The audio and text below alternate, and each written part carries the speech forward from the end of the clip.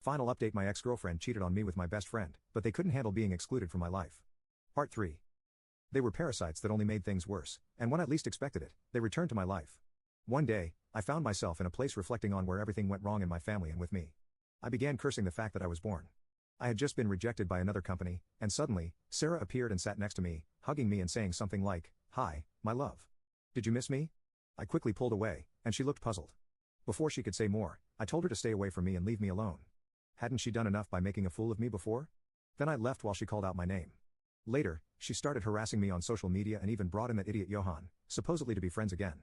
He had been living in another state but had returned to our city with his family. This went on for a while until one day, while I was job hunting, I ran into her again. I was about to leave when she said she came to tell me the truth and why she returned. I wasn't interested in knowing anything, but I thought it would be an opportunity to get rid of her, so I agreed. Also, we were near a police station, and I didn't want to get in trouble because of a woman's word, as had happened to other family members of mine. She told me she never really wanted to cheat on me, but she was tired of her parents' rules about a woman's purity and all that. She didn't want to hurt me or make me uncomfortable, but she wanted to lose that innocence because it was her rebellious phase. Then she found out Johan also wanted to experiment, and since he and I are so alike, she decided to try with him too.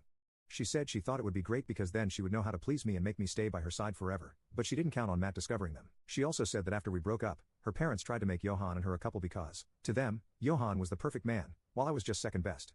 Apparently, this made Sarah argue with them and break off the relationship with her parents. I found it funny that neither of them saw each other as a couple but rather as sexual friends while she had a boyfriend. She told me she is currently living with her paternal uncle, who seems to be a good person. She said he wanted to meet me and wanted me to forgive her so we could go to another state and start over. I was angry when I heard that. I told her that she disgusted me and that I would never forgive her because now that I know the reason behind all that spectacle, it seems even worse.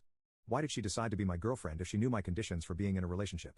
I told her I didn't wish her any harm but that I simply didn't see myself sharing anything with her in the future.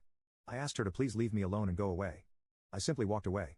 I find it incredible that I'm a man and have been able to go all these years without sex, but she couldn't. It doesn't make any sense to me. So why be in a relationship if I told her my conditions? I always told her that if she didn't like it, we could just stay friends, nothing more. But she didn't want just a slice, she wanted the whole cake. Johan didn't like my response to Sarah and started threatening me on social media with nonsense like, "Learn to let go of the past. Be the better person. If you don't forgive us, you're no better than us."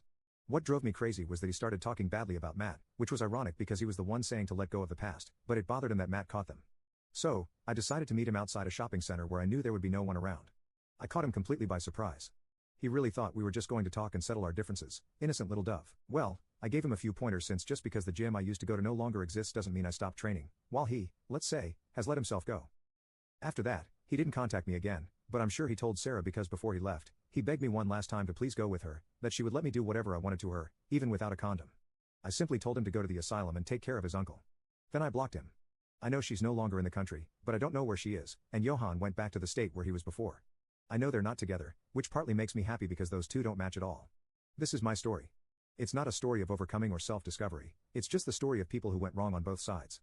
The only thing I have to say is that I wish I had had the support of Matt and my other friend at this moment because, well, I'm from Venezuela, and maybe some of you already know what's happening here.